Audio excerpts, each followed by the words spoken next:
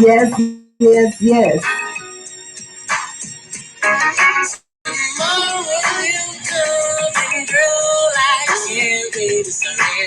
I'm trying to get this off. Hello, hello, hello. It's our anniversary. You know what today is, right? It's our anniversary. Today, It's Thursday. our Every Thursday, anniversary. we come back to y'all, giving y'all this credit, baby. This credit, this cream, what we like to call credit rules everything around us. It's your man, multimillionaire Cal, and I got my lovely multimillionaire Mrs. Kim Connor. What's going on, Mrs. Kim? You jamming over Hey, it. what's going on? Yes. Hold on one second. I'm trying to make sure that everybody is inviting their customers, their clients, their friends, their loved ones. So you guys come on in the room with us. Come on in the room.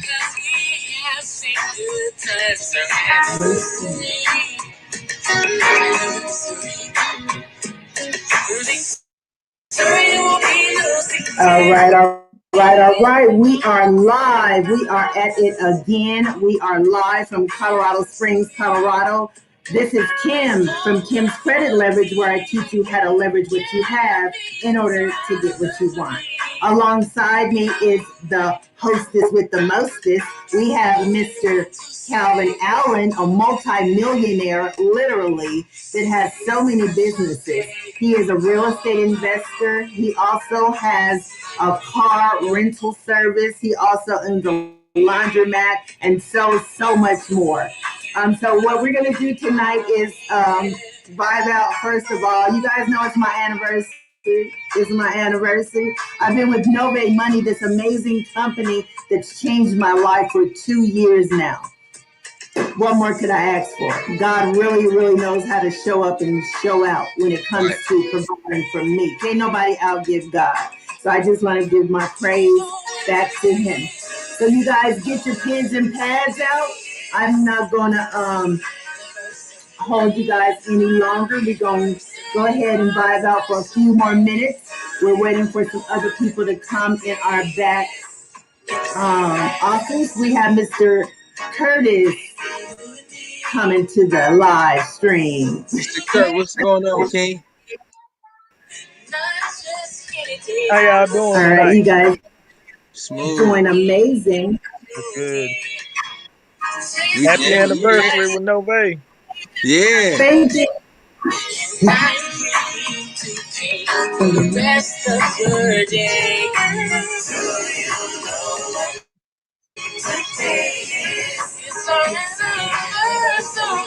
So thank you guys for tuning in. Like I said, please join the room. Please join the room for some reason. I don't know why this is lingering here, guys. So bear with me. Look, if y'all on here, share, like, subscribe. If you're on YouTube, subscribe. If you're on Facebook, share it, like it. Give us some comments. Tell us where you guys are from, where you guys are, you might be in a different state.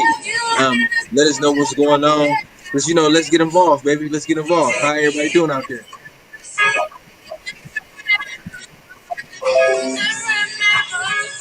All right. So we're gonna go ahead and take the music off so I can hear all of my special guests for tonight. And we're going to jump on in and get started. Once again, hold on one second. Once again, this is Kim from Kim's Credit Leverage, where I teach you how to leverage what you have in order to get what you want. For the last 7 weeks, we've been discussing business credit, guys. We've been discussing business credit.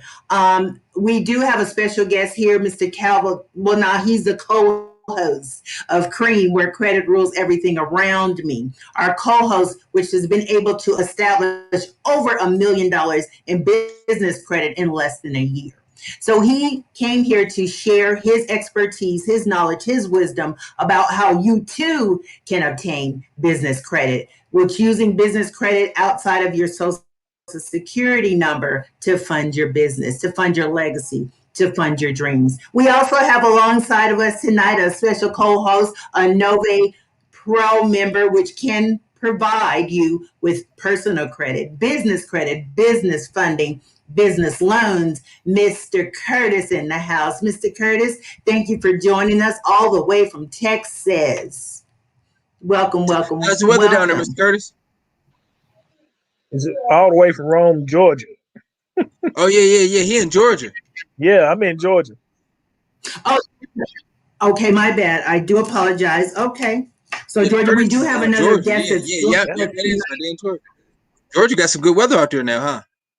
It's all right right now. We had a little Okay. bit of storms last night, but you know what I'm Oh, saying? wow. We rounded in the spring, so you know what I'm saying? It's finna get real lovely. Okay. Sweet. I plan on one of my business partners out there hello, in Mrs. Atlanta. Curtis, Miss LaQuanda. Hey, Mrs. Curtis, my business out there is in Atlanta. I plan on here the next I say probably about a month or two, doing some rental stuff down there as well. Like getting some cars and renting them out down there. Summertime is coming.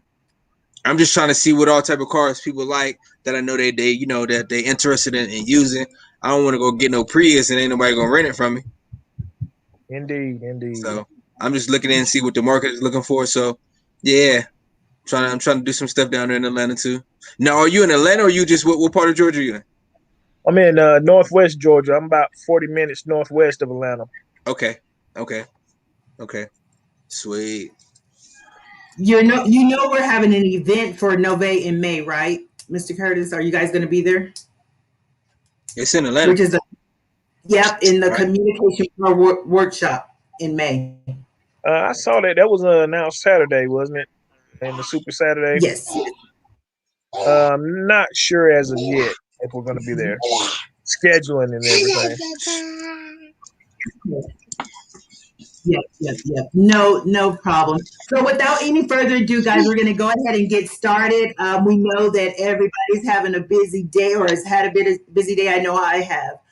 So what we want to do is, for the sake of time, just go ahead and rehash what we learned over the previous weeks, which were the credit building process, the 7 steps of credit building that we implement here in our mentoring and education program of credit building, the credit building suite. Step 1 was to establish your business credibility. Step 2 was to establish your business credit reports. Step 3 is to establish your starter business credit accounts. Step 4 is to monitor your business credit reports. Step 5, establish larger credit accounts. Step 6 is the advanced business building accounts. And step 7, which is our final step, is to now you are qualified for revolving and cash business credit accounts. So I did find a lot of people during the week. Mr. Allen was asking a bunch of questions about actually if they needed a business plan. Do you need a business plan to start your business credit, or can you just go ahead and start your business credit without a business plan? You can start your business credit without a business plan for sure. But I don't know how long your business is going. How long you plan for your business? You know what I mean? Like to be a business. So you for sure would need a business plan to carry on. In the distance, you know what I mean, to actually go the distance to keep a business. But no, to start off to get an LLC, you do not need a business plan.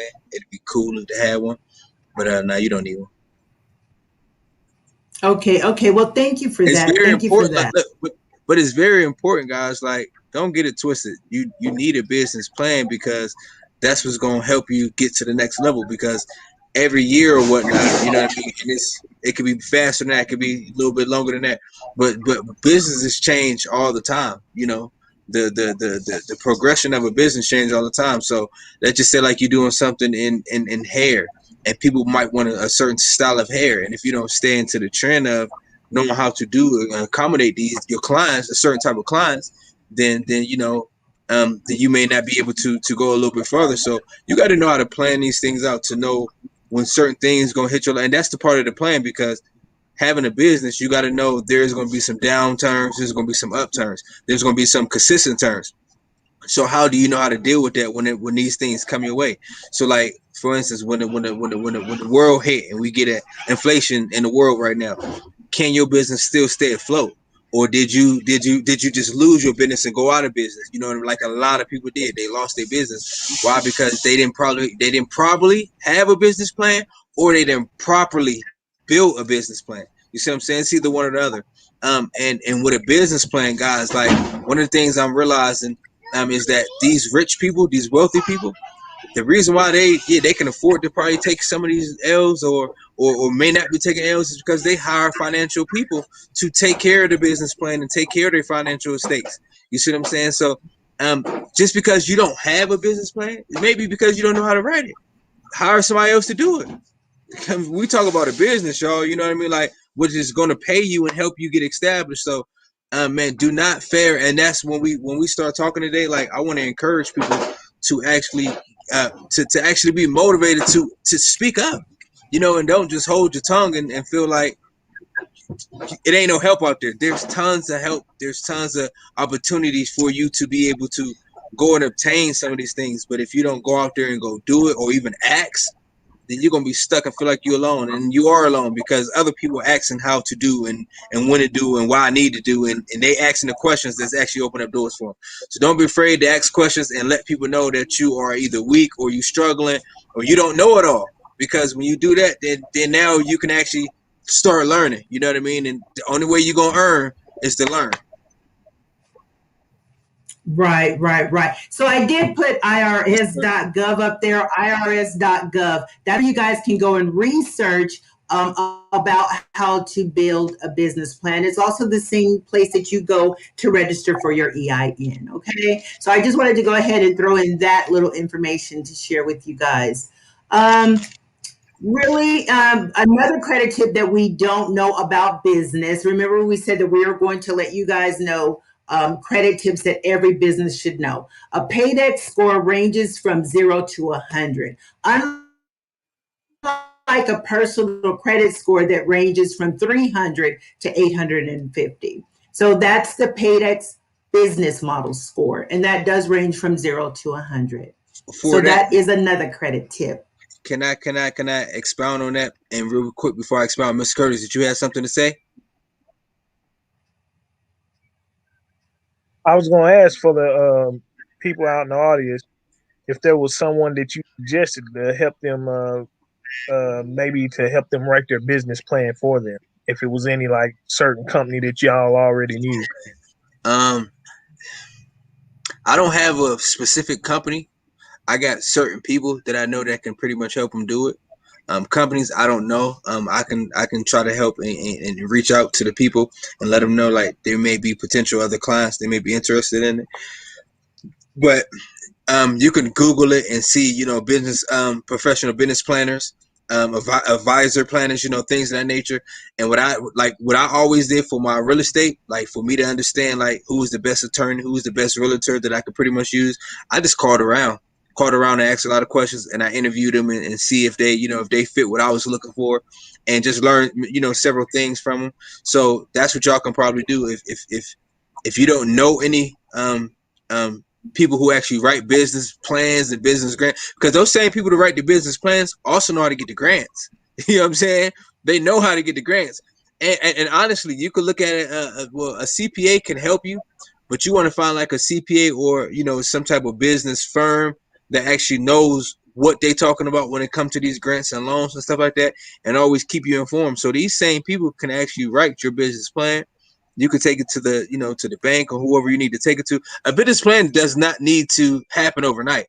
Actually, like a good business plan is gonna take a while. You know what I mean? Like I'm telling you, like honestly, especially if you put in the time. I say a good month or two. It probably don't have to, but I say a good month or two to what you really know the pros and cons, know the distance, know the shortcomings, you know what I mean? Know the advantages, know the disadvantages, like know all this stuff. Try you. Another thing in the business plan, they want to see you point out other competitions, because with competitions, what happened if your competitor actually be able to create this? Can you compromise or can you compete with that? And I mean, you got to see the good, the bad, and the ugly with a business plan. Where do you go? Mrs. Curtis had a question. Where do you go to get your LLC without having to pay? Um, I think that's a great question. I think you always got to pay for LLC. especially if you're doing it, you're gonna always have to pay, but you may not have to pay that much. With the government of the state, with the security of the state, it's always going to be the cheapest, because everybody else, y'all got to think the security of the state is the direct people. Listen to me, any and everybody else outside of the Secretary of State, I'm sorry, the Secretary of State, not Security of State, I apologize. The Secretary of State are the direct people to get an LLC. Anybody else outside of Secretary of State is the middleman. So the middleman is going to charge you for their processing fees for this, that, and third. So now, normally you come out a couple $100. I'm gonna tell you, LLC shouldn't cost you no more than $100, but it all depends on the state too. I know in Ohio, I think I was paying like $55 for my LLC. And that comes with an EIN number within 30 days. So you do, from what I know of, and I could be wrong, and if I am, somebody pointed out, but you got to pay for an LLC, because the reason why is because you are registered with a state. In some states, you just got to be registered. In other states, you got to have license. So now you're dealing with a state. And if they like, well, look, you making some type of money, we're going to tax you off of. So it's like no getting away around that. You know what I mean? Like you would have to pay for LLC. But a DBA, doing business as, you don't have to pay for. But the thing with the DBA is doing business as is you got to register that underneath an LLC. So it goes back to the root of paying for LLC. Mm-hmm. Good question, and good information as well. Yep, and I paid the $50 for Colorado as well. See, yeah. It's not that much. When y'all go to these legal Zooms and all these other people, they are going to upsell you. That's their whole job. They're the middleman. If I can get you to think like this, and you don't need it in that time, because the whole world is they get us off of fear. You know what I'm saying?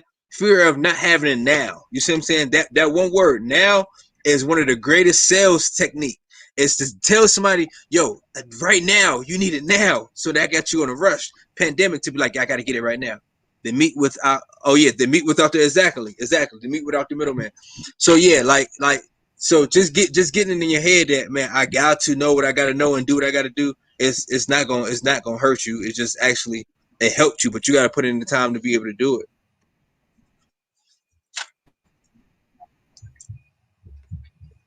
Awesome.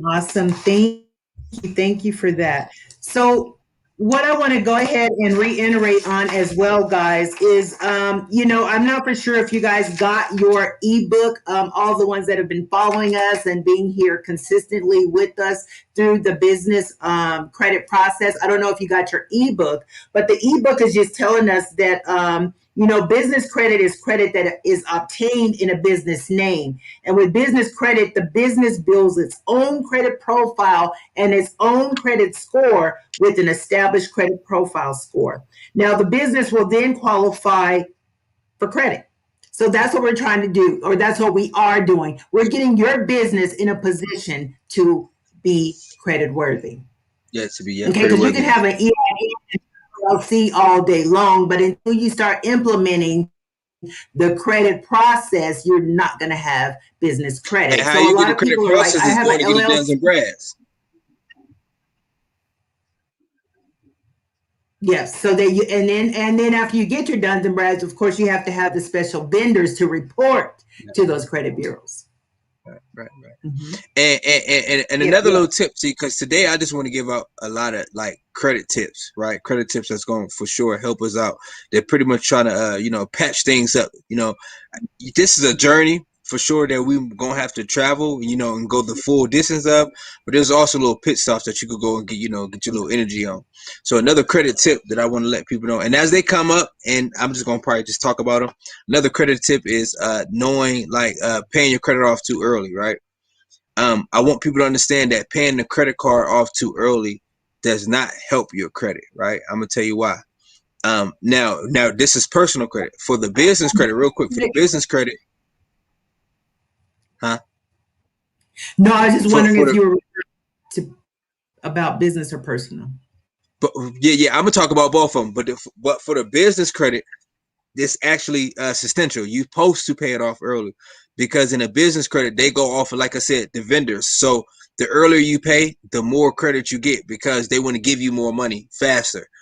So that actually helps you, paying off early. So I think I gave you guys the list or a percentage, pretty much like the scoreboard, paying it off 15 days or more earlier can actually jump your score up, within that 0 to 100 to 50 some, 70 immediately. You know what I'm saying? Because they seen that you're not desperate, and it don't take you a long time to actually, turn over the profit.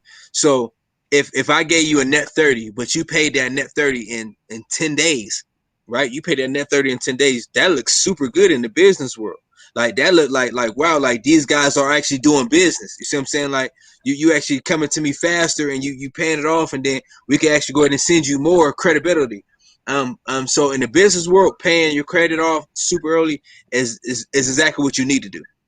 But in the personal world, paying it off too early does not help you. Why? Because you still have what we call, like I said, statement date, due date, and report date. You see what I'm saying? I always just say pay it off early in time anyway, just because a lot of times on your due date, if you pay for it the day of your due date, or depending on your banking, depending on whenever they release the funds, then it could be labeled as late. You see what I'm saying? So that's what I mean by early. But paying it like extremely early, like paying it 4 or 5 days early, a month early, a couple weeks early, 2 weeks, a week early, that's not going to boost your credit score.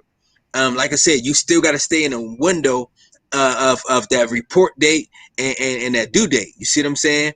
And once you stay in those windows, and you actually, long as your balance is coming up to 0 to 9% every month after the report date, then you in excellent standings. But what people don't understand is if you allow your credit card, right now, this is personal. If you allow your personal credit to just remain 0 and you don't use it, that can hurt you. You see what I'm saying? Because the purpose is to actually use it.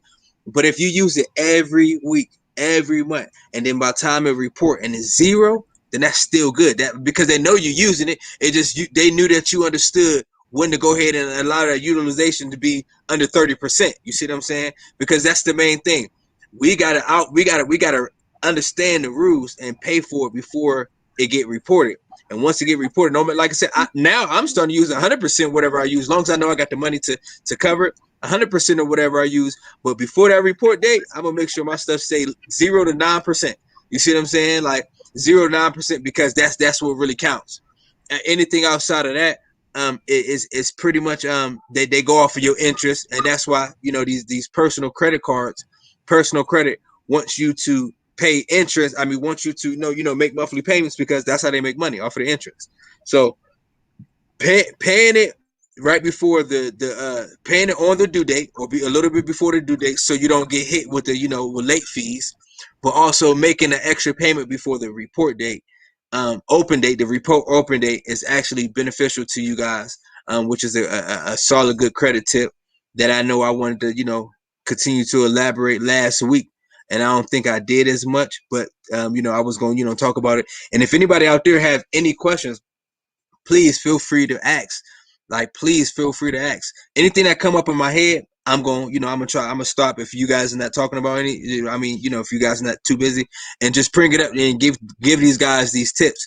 Because even though we're talking about business, some of y'all still like, well, I ain't gonna have no business right now. So I want to know about credit, personal credit, which is super cool. You know what I mean? Because I don't want to stray away too much in the business, and the people that's watching, the audience that's watching, is still thinking about how to get the personal credit too as well. So anything, y'all, feel free to ask.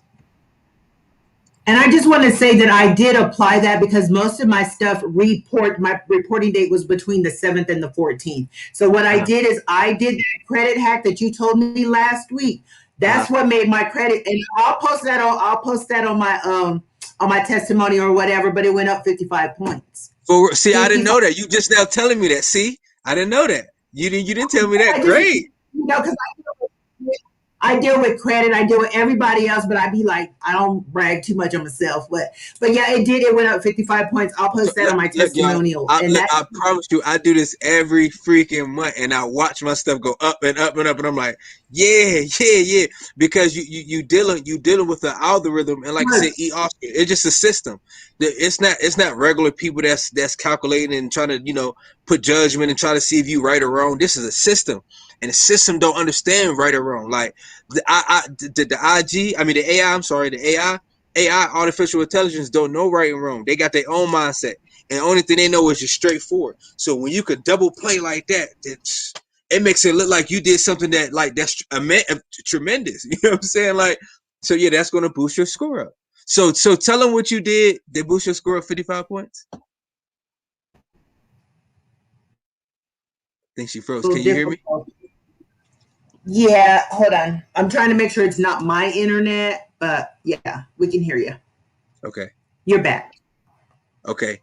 So what part didn't you hear? I was pretty much saying like, let us know again, what did you do to allow your credit to go up 55 points so that people can hear like Okay. this stuff really works?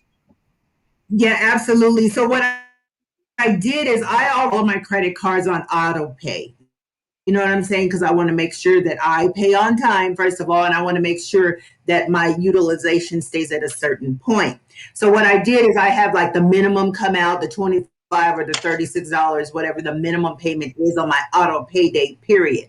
So I was like, let me just go ahead and move this little $100 over there. So after my report date, which was going to be on the 11th, I paid another $100. And then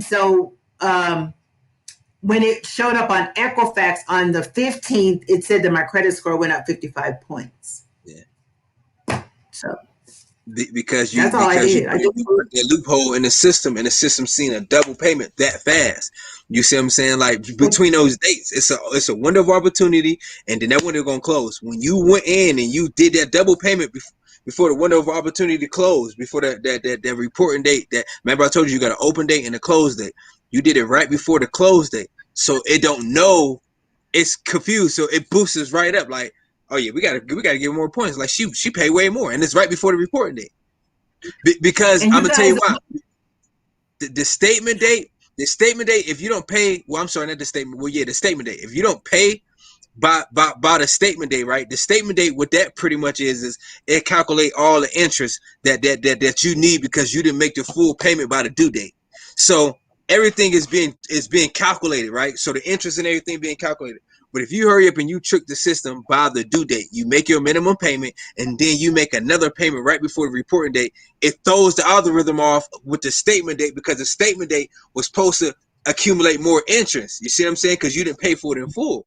So you pay for it in full or the big amount right before the recording open date. You see what I'm saying? The recording date. So it throws a different type of signal that's saying like, well, no, you're not about to get charged this extra interest because you just made another payment. So now your points is gonna go up. You see what I'm saying? So that statement date pretty much calculate all the interest that is due to them. That's how they make their money. It's off of interest. You didn't pay for it on your due date all in full. So we got to calculate this interest. So when you hit them with another payment right before the report date, oh man, it throws the system off.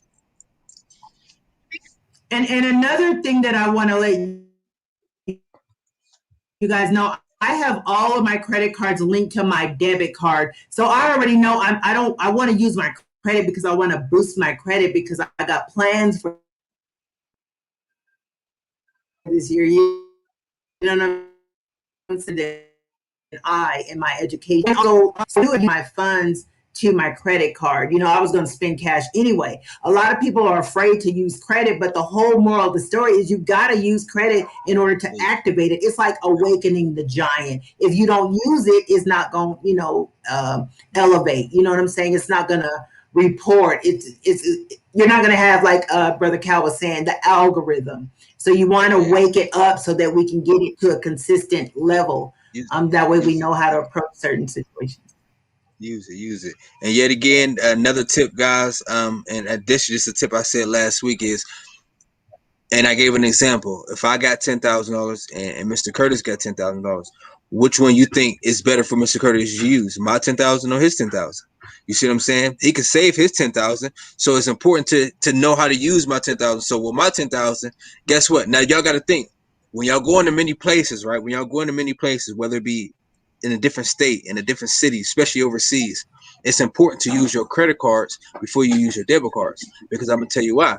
Why is it important to use your credit cards over your debit cards? It's because when you go overseas or you go out of state, and let's just say like you did something with your debit card, right? You spent some money on your debit card, and somebody steal your debit card or somebody hack the system with your debit card, then your bank is pretty much they are slow to react, if you will, when it comes down to actually fixing and getting your money back from an identity theft. You see what I'm saying, with a debit card. But when you can use your credit card, and we talk about like Capital One, we talk about the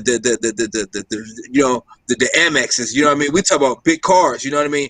When you use your credit card and somebody hit with identity, look here, they without your permission, they're gonna make sure they get their money back.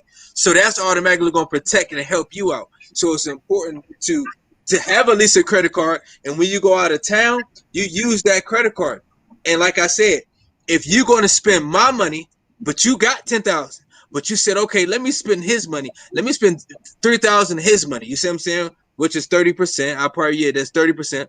Let me just spend 3,000 of their money, and I know I could pay it back. When you pay that back, then guess what? You continue on getting better credit with us. You know what I mean? We begin to trust you more. So it's important that when you're going out of state, out of countries, wherever you're going, use your credit card and pay it back off with your debit card, because if something was to happen with your debit card, then these banks are slow to react to actually help you with any type of identity theft, any type of any type of prevention that's going to help you, that's going to hurt you personally. But that credit card going to do everything in its power to protect itself, and because it's protecting itself, it's automatically going to protect you guys. Amen. Amen. Another thing that I want to touch on, if you don't mind, I want to go back and reiterate on this one, okay? About do not use your home phone number for your business. And the only reason I want to reiterate on this is because a lot of people are like, why? I'm like, well, I just know that it doesn't look credible. But I have here in writing where it says a cell or a home phone number, do not use a home or a cell phone number as your main business line. It could get you flagged as an unestablished business that is too high of a risk. So when you use your personal information, it can flag you as risky. You're not established as a business. So don't give a personal cell phone or a business cell phone for that matter as your now you can forward a virtual number to any cell or a landline phone number. So just remember that. So I just wanted to share that. So let me ask you a question. Let me ask you a question, Mr. Curtis. Let me ask you this. Since you are a guest, and it's not to pick on you, but like we're gonna train each other and we're gonna learn from each other. Why do you think it's important to have a business number and not your cell phone number or your home number? Why do you think it's more important to have that? I would say probably best not to have your personal number out there, because as y'all was saying last week, it's crazy people out there. And someone may not be satisfied with whatever product that they got from you, or whatever you introduced them to. And plus, on a scale of dealing with banks and whatnot, that they will see, oh, he's only using his personal stuff, or he's only, like Miss Kim was just saying, he's only using his home address. Before we knew, we did our LLCs, and all of them are based with our home address, okay, and not a virtual office or a brick and mortar place for that. So, that's something we're having to go back and get that fixed and addressed before we can really go about getting everything on and popping. Okay. Yeah. So hey, Miss Crystal. Hey. So yeah, and that's important, that because I wanted to just hear your feedback, is because like, yeah, key thing, and it's simple, y'all, but we make it complicated, but it's really this simple. You keep your business, you keep your personal. Keep them separate. They ain't supposed to intertwine and mix with each other. You see what I'm saying? So when a bank or a vendor or these lenders, they see how professional you really are. I mean, if you're doing everything in your personal number and your personal stuff, then hell, you might as well use your personal credit. Like we're not funding anything personal. Like we funding your business. You see what I'm saying? And that's what makes the business grow and be credible in the eyes of the lenders, is because they see you taking that leap of faith, and you got the understanding of saying, I know how to separate my business and my personal. You know what I mean? And when they see you do that, then they see, well, you know what, I could take him more seriously. Why? Because he's actually taking, the proper steps to look like a business, act like a business, and become a business. So would you say even with if someone does take the steps when they got their LLCs first and were planning on having a home based business and not have a virtual office, like having that change to a virtual office or a brick and mortar, would it go back and count against them? Can the banks go back and look and see where you did have your home address Now, in your LLC? so if I'm hearing you correctly, and let me ask this before I answer. Now, are you saying like once you already done switch your home address to a brick and mortar, right? You brick and mortar, and you go into these lenders, can they go back and see if you had a home address before? Am Yes. I hearing it? No, no, no, no, no, no, no, no. And watch this. Now watch this. That's 100% no. But I'm gonna tell you now. Watch this. Let's just be logic here, right? What if they do that? They see that you change from here to here. So from you to change from a home address and a home number into a brick and mortar into something else. Oh, I gotta take him or like. What would you think if you see me change from my home address and my home phone number and my cell phone number into a real legitimate business number, real legitimate business, you gonna take me more serious too. You see what I'm saying? Okay, now I see he taking it serious. So even then, I would still be like, coming from the eyes of the lenders, like I would still work with you because I see that you actually took the initial steps to actually become, more business oriented. But they cannot go back and look at that once you switch it. Right. And then so I was just thinking, and I am new to the business credit process as well. So I was just thinking like as far as your physical address, or excuse me, your address and your phone number and all that stuff, it really, really matters when you start applying for vendors and loans and stuff like that, right? But in the beginning, when you're doing your LLC, your EIN, it's okay to play with it, start going in to apply for Yeah, these credit lines. yeah, You yeah, see what yeah. I'm saying? And Yeah, it says here that your business address must be a real brick and mortar building, a deliverable physical address. It cannot be a home address or a PO box or a UPS address. Some lenders will not approve and fund unless this criteria is met. So it yeah, has to do with the lenders. The lenders want to see that you're not uh, um,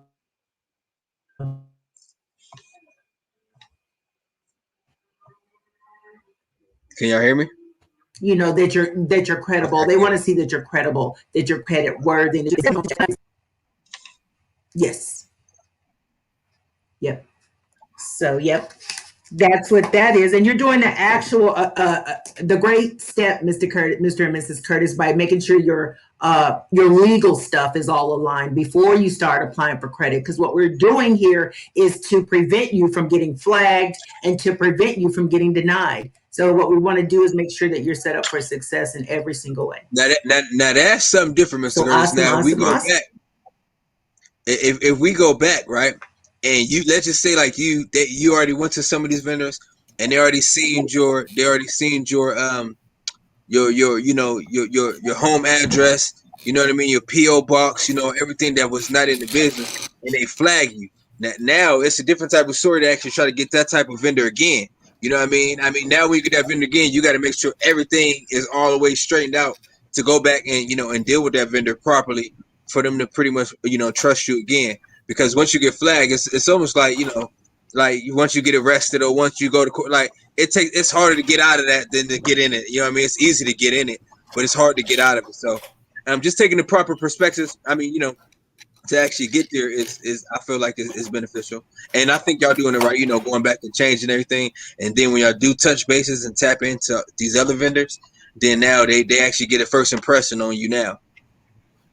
So to be um, certainly clear for anybody else that's watching right now, it is always better before you go to the vendors to help establish your business credit to have your either a brick and mortar or your virtual office. Correct? Correct. Yep. Okay. We did have a special guest that's trying to come on. She's experiencing some technical difficulties.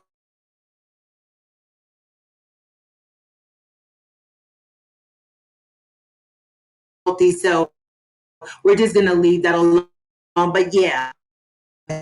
Now, if you guys need that, we get $109 a month. Now, it is nationwide, opusvirtualoffice.com.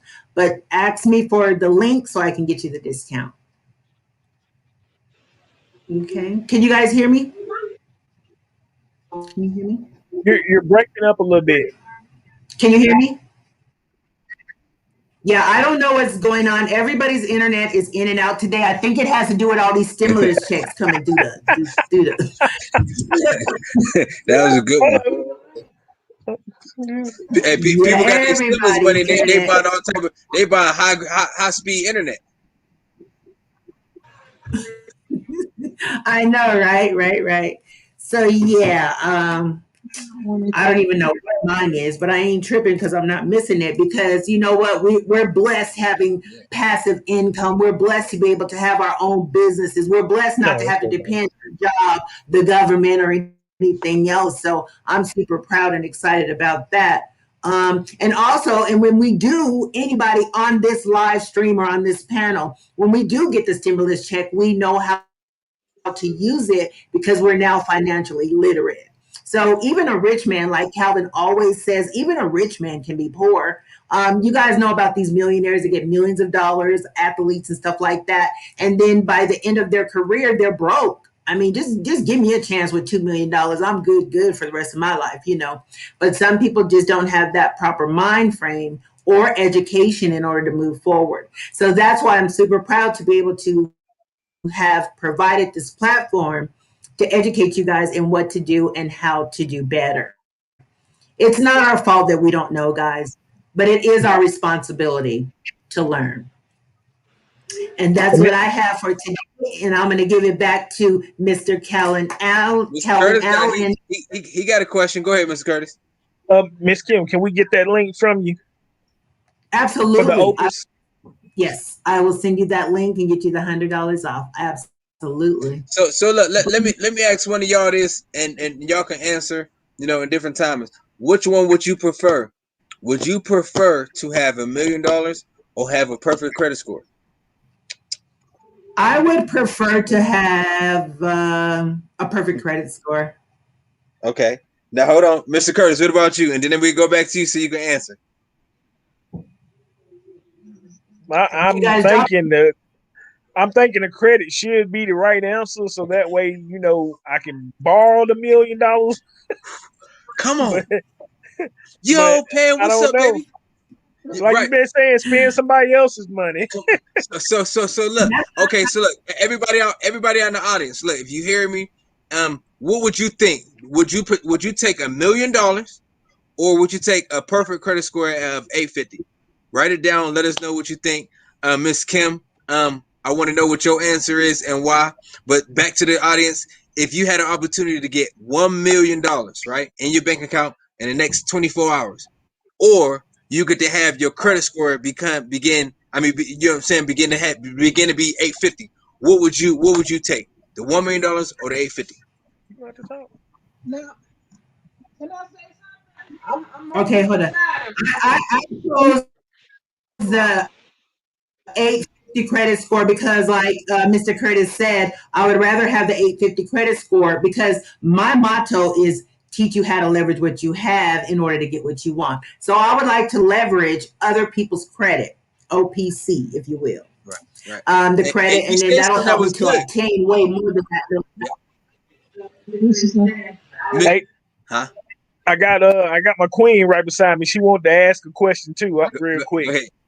Look, now in my financial company business, they'll say take $1,000, take $1 million. I can't hear. She was saying, did you hear the question? You heard it. She said, excuse me, with her financial company, they would say to take the $1 million and invest it somewhere else. No, take the $1 million, work on your credit, build up your credit afterwards. Can you hear me? Yeah. I think you said take the $1 million and build up your credit with it. Yes. Yes. Okay. Some people would think like that. Take the $1 million and build up your credit. Would you think it'd take $1 million to build up your credit? No. Okay. No. So if you don't know anything about credit, go ahead, Miss Kim. Go ahead. No, I'm listening. I'm getting it. I want to hear where you're going with this. Oh no, So that's what they would say. Calvin. But since I've been with the Nove, I've seen differently right. because I said, I do work in both of them. That's what they say in our meetings. Take the $1 million, build your credit later. But I'm realizing, hey, credit is king, cash is queen. Right. Look, and that's what it is. That's what it is. She said, cash is trash for real. If I'm hearing the correct, cash is trash. So that $1 million you gonna take and utilize, like it. If you don't really know nothing about credit and how to keep the credit, you're gonna waste all that money anyway. But to get that credit right, and you said it, Mr. Curtis, to get that credit right, you get that 850. You can go and go ask for more than $1 million. Hi, mommy. You see what I'm saying? You could go and go get a $10 million a $10 million. Yeah, that's something, mommy. That's Auntie Kim and Uncle Curtis. So look. Oh, okay. So go tell her to come here. So look, with the 850 credit score, right? You could go and go buy You could go and go buy a $10 million business by leveraging that credit. Yes. Now you just got $10 million instead of $1 million. Yes. I just said the $1 million because I knew, like, all right, well, bam. But with an 850 credit score, you can leverage and get more, right? You can leverage and get more. You can also now watch this. I'm gonna tell you another trick before I get back to that. I see Mrs. Pamela. You said 850, smooth. That's super smooth. But another trick, y'all, that y'all got $50 worth of. Huh? Oh, here, hold on. We have Pamela and Crystal both say they want the 850. They feel that is the answer. Yeah, it's gonna help out tremendously. The 850 will help out. That $1 million. First of all, watch this. Soon as somebody give you that $1 million, they're gonna tax you for that.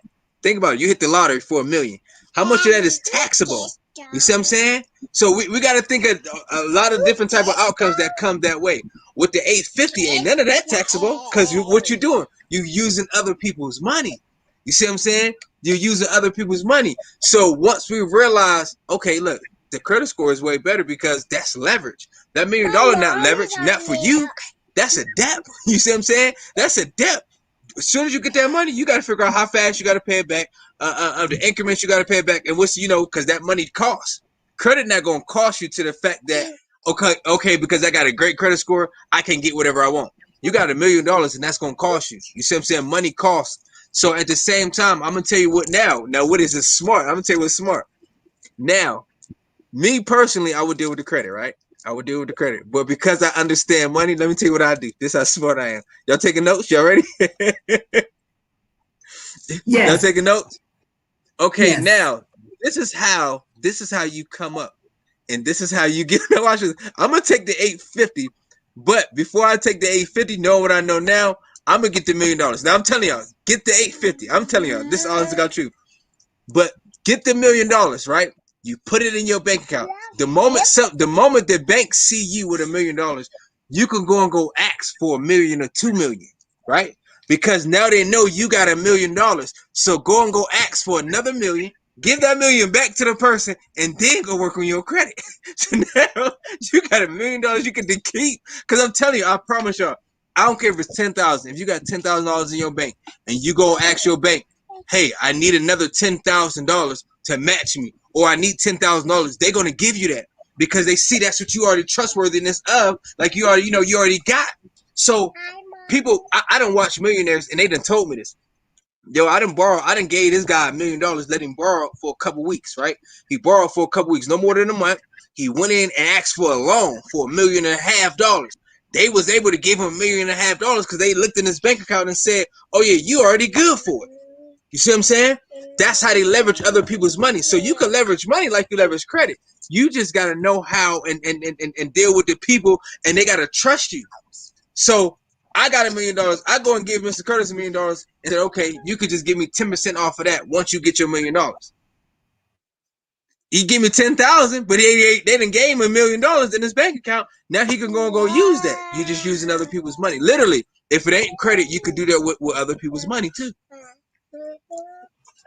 And I kind of missed Mrs. Curtis' response that you gave her, Calvin. Say that again. I kind of missed the response that you gave Mrs. Curtis earlier. So I told Mrs. Curtis that actually the 850 is better, but the people who are looking to get the $1 million, you got to look at the pros and cons with that. You know what I mean? Like depending on how they give it to you, if they just give it to you cash up and you put it in your bank, you got you getting taxed. If they wire it to you and things of that nature, then you could be able to do it. But there's stimulation that come with just actually keeping the cash. You know what I'm saying? Especially if you don't know what to do with it for real. So I think she was suggesting some of the people saying like they would just get the $1 million and actually start working on their credit, but you don't need $1 million to work on your credit. You see what I'm saying?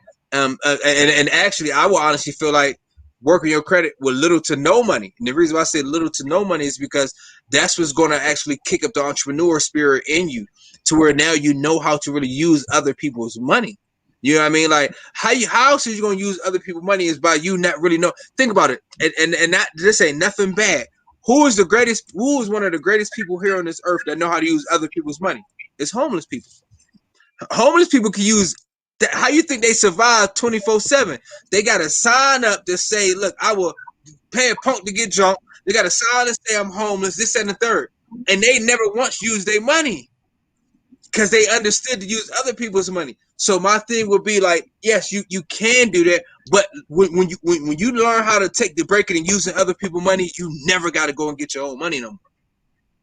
And that's why the homeless people get so comfortable in doing this, because they know you got tens of thousands of people that ride past every single day. Somebody is going to be in their emotion to be generous, and they're going to give me some money, and that's going to give me. I don't care if it's $5. If they made $5 a day, you could go get a $5 meal and be cool for the rest of the day. You see what I'm saying? They learned the technique of using other people's money, and that's why another reason why I say like it's really like when you break it down fundamentally, just getting an 850 credit and learning how to use other people's money is going to well prepare you to get that $1 million. So therefore, you don't take that $1 million in the beginning and you don't know how to use other people's money and other people's credit. Now you lose everything. You see what I'm saying? So it's so the disciplinary part of it is actually just taking it for what it is. Take that 850 and learn how to use their credit, their money, their leverage to get you that $1 million later on the line. Amen, amen, amen. I totally agree with everything you said. And what I want to do is go ahead and thank everybody, first of all, for showing up and showing out. Thank our special guest, Mr. Curtis, and also our host with the most, Mr. Calvin Allen, our multimillionaire, Mr. Calvin Allen. That's a tongue twister. But yeah. So it is about 10 minutes before our show is over. Does anybody? Yes. Any questions, or anybody on the panel want to share something exciting that you're doing for the week? Any questions, any comments, any concerns, any complaints? Come on, we talking all this. Questions, comments, concerns, complaints. Come on, we need it all. We need it all. Because I'm telling you, if there's a problem, there's a solution. If there's a solution, we thank God for the problem, but we're going to continue finding solutions. So, I mean, just somebody just speak up and say something, or y'all going to keep hearing me talk and tell y'all all these credit tips. This is whatever y'all want to do, baby. Absolutely. So that's all I have for today, and that's all the clients have as well, or the audience. But you guys, I want to ask you for a special favor. Like I said, this is my 2-year anniversary, and I am ramping up our YouTube channel. So I'm just asking for everybody to go and subscribe to Kim's Credit Leverage. Put it down there on YouTube. So they can see it. Yeah, put it down there and put your, because you know what? I'm already a member, Miss Kim. Yep. He sure is. I saw him. So now when people can go back and replay it, and Lord willing, they get to the end, then they can, they can always have something that's written and documented that they can look and see. Gotcha. People will watch first before they read. You know what I'm saying? I always see that they'll watch before they read. You know what I'm saying? So it's like now that they get the content of it, and then now they read something and it's coming up, they tend to do after that. So they watch, then they read, and then they do.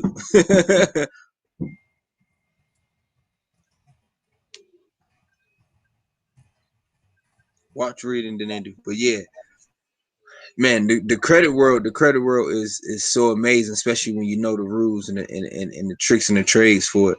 Then you understand, like, it's you understand how to beat the system, and understand that the system was not there to actually beat you, but to actually help you create and establish other things. You see what I'm saying? So um Kim's Credit Leverage on YouTube. Please subscribe. Okay. Yeah, can you guys subscribe to Mrs. Kim's Credit Leverage on her YouTube channel? Because now YouTube is something that is timeless. That's something that actually gonna go on way before us. So when we long gone, or when we doing some other type of business ventures, and you guys want to get back this information, YouTube, like, it's a lot of people here in this world that's giving out a lot of free game, and all y'all gotta do is take a little bit of that, a little bit of something else, a little bit of something else, and you put all that together, and then you start building your own. You see what I'm saying? Like, don't wait till we get super duper high, and what we got going on in our calling to want to knock on the door and say, hey, we need you. I'm telling you, the higher we go up, the harder it is to get involved. You see what I'm saying? I'm just being truthful with y'all. So anybody who's listening to this, who's being a part of this, as we grow, you should grow. I say this on my comment all the time. Like, if I got to look, if you follow any one of us, right? And correct me if I'm wrong, guys. If anybody out there following Mrs. Kim, Mr. Curtis, Calvin, right? If you follow any one of us, and you guys does not have an LLC, do not got good credit, then that is not our fault. Do not have insurance, you know what I mean? Insurance, then that's not our fault, because we are giving you this information for you to go ahead and get it, whether it be with us or whether it be with somebody else. But just go ahead and get it so you can say you got it, and so you can use it. You see what I'm saying? So looking at us all day, every day, and then wondering, oh yeah, I like how y'all move, but y'all don't move too. Look, y'all can stay over there and just let us keep doing what we got to do. Absolutely, absolutely. Thank you. So I wanted to share some stuff with you on what we'll be going over next week, and I'm going to get with Calvin Allen about this as well. But what I wanted to go ahead and go over with you guys, I'm reading the book, The New Rich Dad, Poor Dad by Robert Kiyosaki.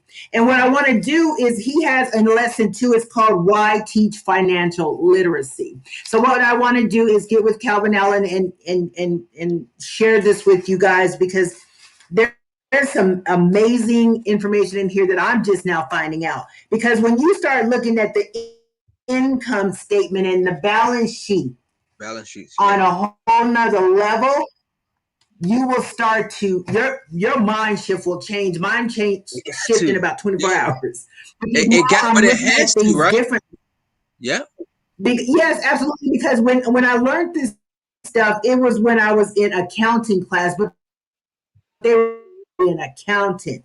But this book right how to be wealthy ain't got nothing to do with being an accountant. But these are the same balance sheets and everything that they use in accounting. So I want to share with you, because this is actually the cash flow pattern of an asset. You see what I'm saying? Then they also have the cash flow patterns of liabilities, the cash flow patterns of a poor person. They even got the cash flow patterns of a middle class person, the cash flow patterns of a rich person. Yep. So what I want to do is start to elevate. They're all different. They all look alike, but they all different. They're all different. Because it's the way the cash flow.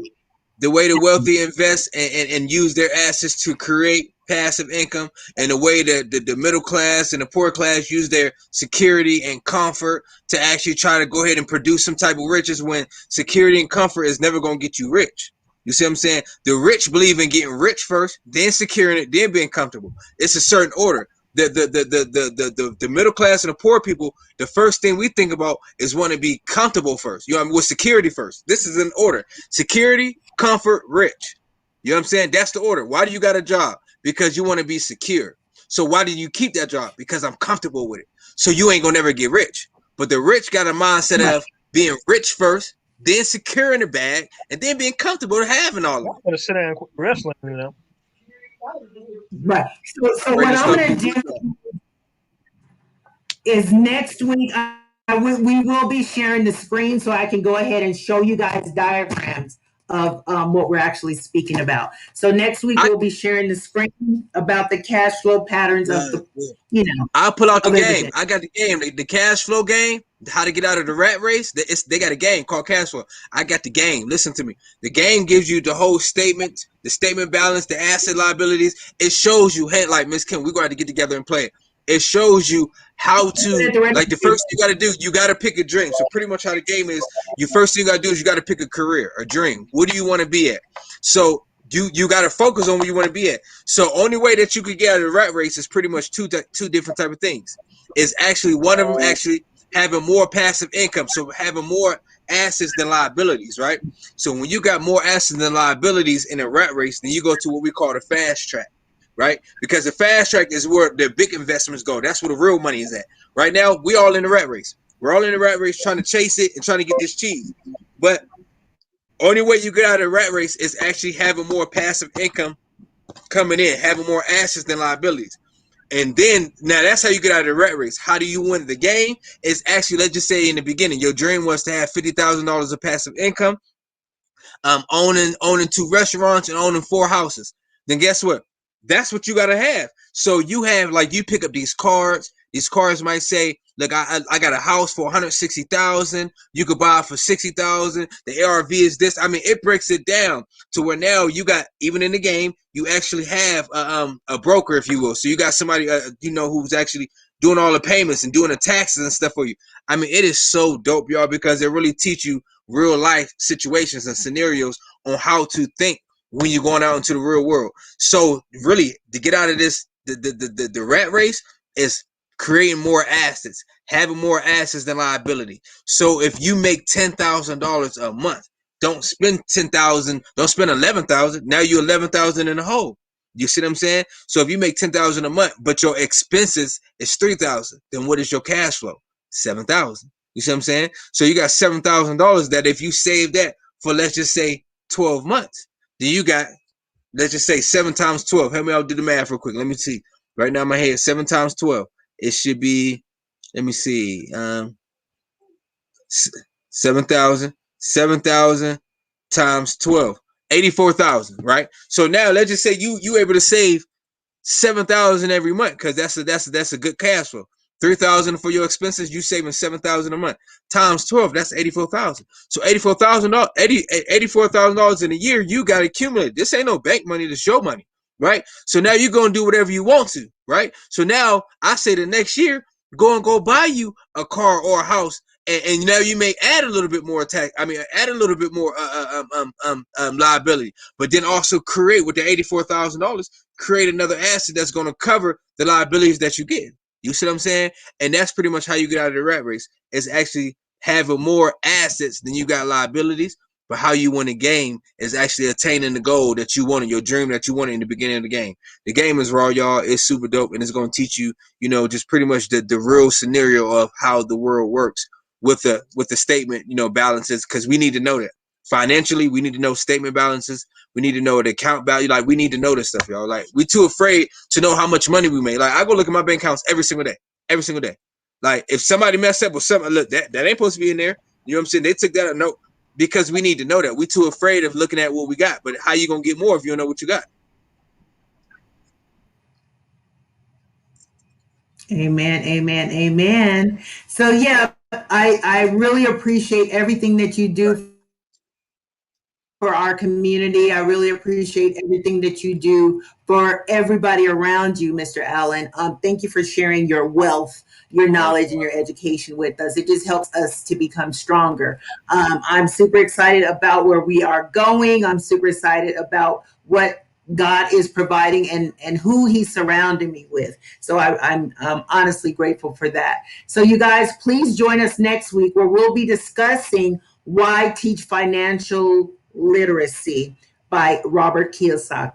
Okay, so that's all I have here. Once again, for all those who don't know me, my name is Kim with Kim's Credit Leverage, where I teach you how to leverage what you have in order to get what you want.